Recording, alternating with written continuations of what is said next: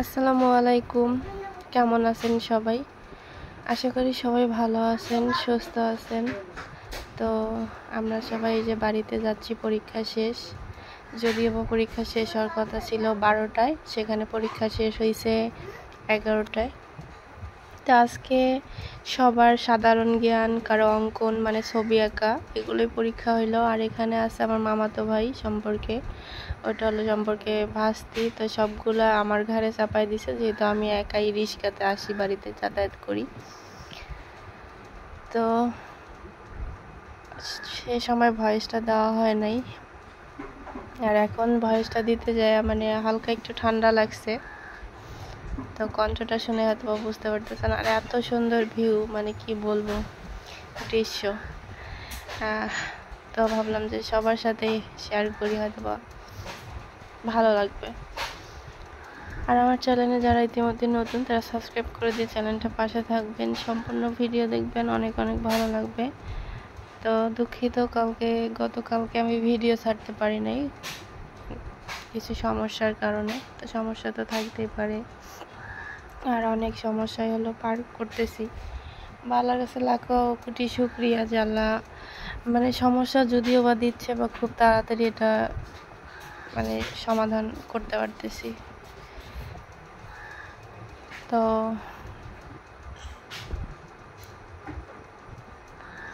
মানে একদম সবুজে ঘেরা, আর দুপুর টাইম মানে সব কিছু বোঝা যাচ্ছে অনেক সুন্দর ভাবেই।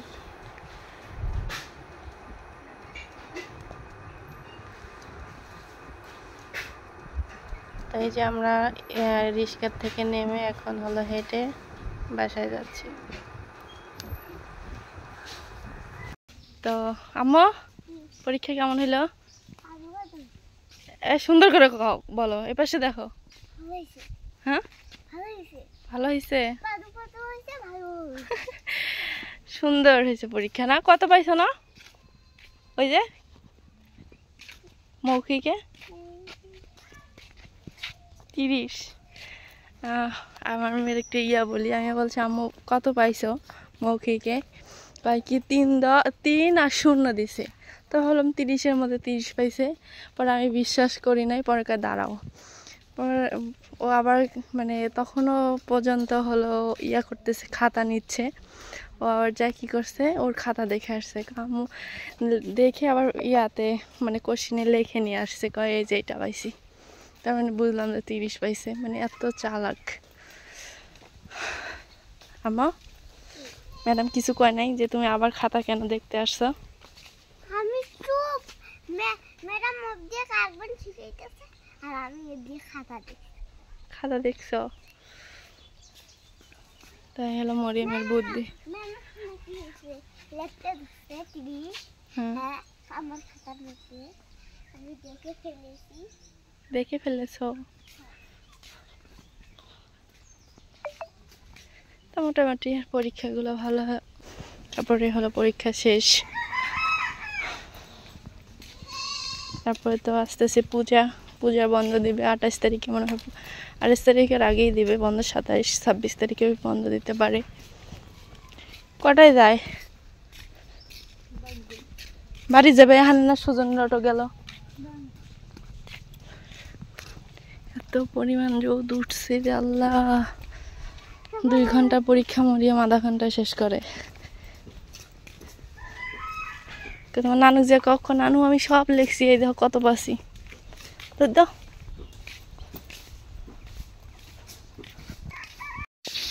কি রান্দি দেছ মা? মাছ ভাজি। আমরা স্কুল থেকে আসে বললাম, স্কুল থেকে আসে বললাম মনে হয় বৃষ্টি আসবে, আর আমাদের পাশ দিয়ে সব বাস হলো কেটে ফেলতেছে।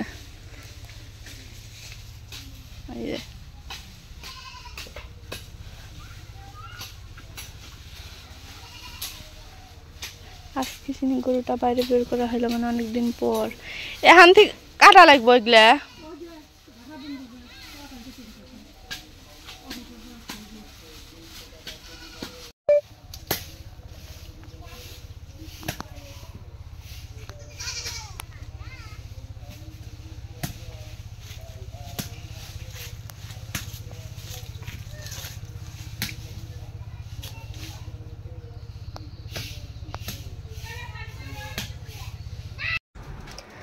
তো বাড়িতে কাজকাম করানো হচ্ছে, মানে বাঁশের ঝাড় ওটা হলো কেটে ফেলে মানে পরিষ্কার সব কিছু হলো বাড়িতে করা হচ্ছে। তো মানে এত পরিমাণ রোদ ছিল, কিন্তু এখন হলো ঠান্ডা পড়ে গেছে মোটামুটি। আর আপনাদের সাথে কিছু কথা আমি শেয়ার করি, সেটা প্রতিনিয়তই হয়তো বা শেয়ার করা হয়, বা যদি ভুল ত্রুটি হয়ে থাকে আগে বলছি, তাহলে অবশ্যই ক্ষমার দৃষ্টিতে সবাই দেখবেন। কথাটা হলো এটা যে আসলে কিছু কিছু মানুষ আছে যে মানুষকে এত বেশি আঘাত করে, কিন্তু পরে দেখা যায় কি যে বলে কি যে আমি কোনো আঘাত করি নাই বা আমি নির্দোষ, মানে সে দোষী কিন্তু আসলে সে বলতেছে নির্দোষ। যেমন লোহা এবং স্বর্ণ একই হলো হাতুড়ি দিয়ে পিটায় হলো তাদেরকে প্রসেসিং করা হয়। তো স্বর্ণ লোহাকে জিজ্ঞাসা করলো যে আসলে লোহা তোকেও যে হাতুড়ি দিয়ে পিটায়, আমাকেও তো একই হাতুড়ি দিয়ে পিটায়, তো আমি চিল্লাই না তুই চিল্লাস কেন? তো তখন লোহা বলল, দেখ নিজের মানুষ যখন মানে আঘাত করে তখন কষ্টটা বেশি হয়, এই জন্যে আমি চিল্লাই। মানে ওই যে হাতুড়টাও হলো লোহার আর ওইও হলো লোহা। তো এটাই বুঝাইছে যে নিজের মানুষের থেকে আঘাত এটা কখনো সহ্য করা যায় না, সেটা বাবা হোক, মা হোক, আত্মীয় স্বজনরা হোক, যেই হোক, যে এরা যদি আঘাত করে আর এটা যদি পরবর্তীতে দেখা যায় যে এটা সরি বলে বা যেটাই করুক, এটা হলো আসলে মানে মন ভেঙে যাওয়ার পর মন কি আর জোড়া লাগে? মানে যে কোনো একটা বাটি ভেঙে যাওয়ার পর তো তখন আর জোড়া লাগে না। তো কিছু কিছু মানুষের থেকে এমনভাবে শিক্ষা পাচ্ছি বা পাইছি, এটা হয়তো বা জানি না আল্লাহর কোনো পরীক্ষা না শাস্তি না কি জানি না, এটা আল্লাহ ভালো বলতে পারবে। তবে অনেক শিক্ষা পাইতেছি, অনেক, মানে অপমান, তারপর হলো অনেক কিছু পাচ্ছি। আসলে কখনো প্রকাশ সেভাবে করা হয় না, বা আল্লাহ বলছে না যে ধৈর্যের কাছে হলো নেওয়া ফলে, তুমি যত ধৈর্য ধরবা তোমার ধৈর্যের ফলটা তত মিষ্টি হয়।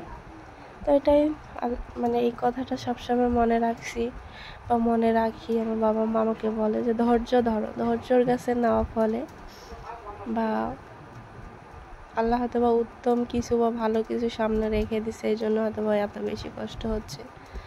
তা আমি হয়তো বা এই কারণেই মানে ইঙ্গিত দিয়ে কিছু কথা বলি, বা আমি মানে বিষয়টা ভেঙে দেই না, কারণ এটা হয়তো বা ভেঙে দেওয়াটা ঠিক না, মানুষকে এত সরাসরি আঘাত করাটাও ঠিক না। শুধু দোয়া করি যে আল্লাহ যদি আমি এর আগেও বলছিলাম যে আমার যদি কোনো ভুল হয়ে থাকে বা আমার যদি কোনো অপরাধ হয়ে থাকে বা আমি যদি ভুল কোনো সিদ্ধান্ত বা ভুল কিছু করে থাকি, আল্লাহ যেন আমাকে হেদায়েত করে।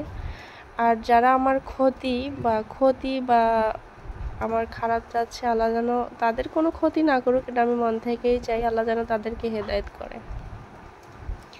তো ভিডিওর মাধ্যমে কেন এই কথাগুলো বললাম, তো আসলে মানে যারা যে বুঝার সে বুঝে গেছে যদি দেখে থাকে। তো এটা আসলে এই কথাগুলো যে একবারে মনে হয় খারাপ আমি বলছি তাও না, বা একবারে ফেলে দেওয়ার মতো কথাগুলো তাও না। তো আমি সবার থেকে আলাদা হয়ে গেছি, আমার শুধু বাবা মা। আমি এখন সর্বোপরি কথা আমি শ্রদ্ধেয়, মানে আমার যে ইউটিউব চ্যানেলটা যে খুলে দিছে লুৎফর ভাইয়া, ওনাকে সম্মান করি, বা উনি চ্যানেলটা খুলে দিছে হয়তো বা এই জন্য ভিডিও করতে পারতেছি বা করতেছি। আমি শুধু চিনি আমার বাবা মা এই দুইজনকেই চিনি, আর উনি আমার বড় ভাই, খালা। এই এই এই 4-5 জনকেই আমি চিনি। আর এই ব্যতীত আমি আর কাউকে হয়তো বা চিনি না সেভাবে, বা এখন সেটা অস্বীকার করতে হচ্ছে বা অস্বীকার করব, কারণ এটার তো অবশ্যই কোনো না কোনো কারণ আছে। তো এখন অনেক বড় একটা হয়তো বা আমি সামনে কিছু একটা অনেক বড় একটা তুলে ধরবো বা বলবো, সেটা হয়তো বা অবশ্যই শুনতে পারবেন বা জানতে পারবেন। অনেক বড় একটা সিদ্ধান্ত, সেটা আপনাদের সাথে শেয়ার করবো অবশ্যই। তো সবাই দোয়া করবেন আমার বাবা মার জন্য। আমার বাবা মার মানে আল্লাহ যেন বুঝ দেয়, জ্ঞান দেয়। মানে বাবা মা তো, মানে আমি কল্যাণে কথা বলতে যাচ্ছি, হয়তো বা সরাসরি বলতে পারছি না। তো আমি আমার বাবা মা জাস্ট এদেরকেই আমি চিনি। তাছাড়া মনে হয় না যে আর কারো পরিচয় আমি এখন থেকে আর দিব, যে আমার কেউ ছিল বা আমরা একসাথে বড় হয়েছি, মানুষ হয়েছি, এরকম কেউ ছিল না। এখন সেটা বলবো না, কারণ বলাটা হয়তো বা ঠিক না। এখন আমি শুধু একটা কথাই বলবো, আমি একা হয়েছি, এই জগতে একা আসছি, একা মরতে হবে।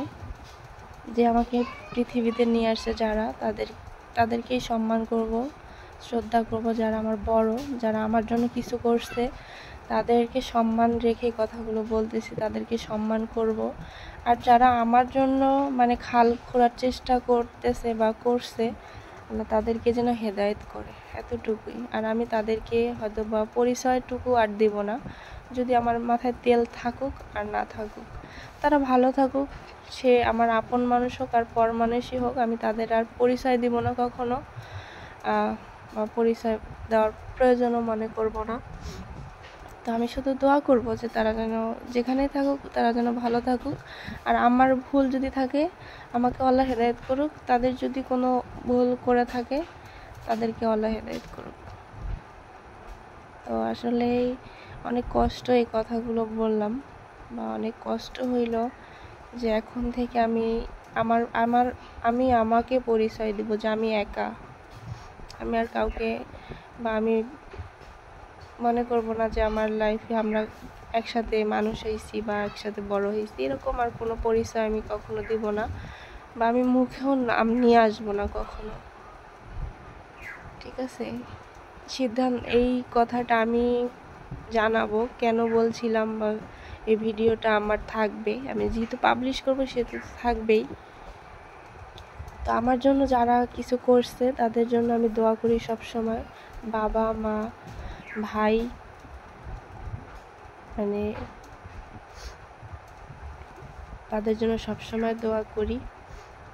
এবং কি বলবো, যদি কেউ পরিচয় দিতে না চায়, তাহলে সেখানে জোর করে পরিচয় নেওয়ার কোনো দরকার নাই।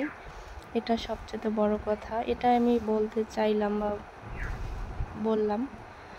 তো ভাই বলতে লুৎফর ভাই যে আমার উপকার করছে, আমার চ্যানেলটা খুলে দিছে, ওনার কথাই বলছি, যে ভাই আর বাবা মা। এখন বলতে পারেন যে আপনি কি পাগল হয়ে গেছেন? হ্যাঁ, আসলে ভাবতে পারেন আমি পাগলই হয়ে গেছি মনে হয় সম্ভবত। মানে অনেক টেনশন, অনেক কিছু করতে করতে আমি পাগলই হয়ে গেছি এক পর্যায়ে। আসলে এগুলো আসলে মন থেকে বলা, এগুলো সত্যি কথাই, এগুলো সবটাই মন থেকে বলা। আসলে কিছু করার নাই, অস্বীকার করেই ফেললাম, কিছু করার নেই। তো সারাদিনের ব্যস্ততা শেষ করে দুই ফুবু ভাতিজা হলো বসে পড়ছি রান্না করার জন্য। সব কিছু করে দিলাম, ওর ডিম নাকি ও করে খাবে। তো মোটামুটি ভালো, ঘর থেকে বের হয় না, অনেক ভালো একটা ছেলে। কি সুন্দর যদি আমি কাজ করে আমার সাথে বসে থাকবে, গল্প করবে, অনেক ভালো। তো সবাই দোয়া করবেন, আমিও সবার জন্য দোয়া করি। আজকে এ পর্যন্তই, সবাই ভালো থাকবেন, সুস্থ থাকবেন, আল্লাহ হাফেজ।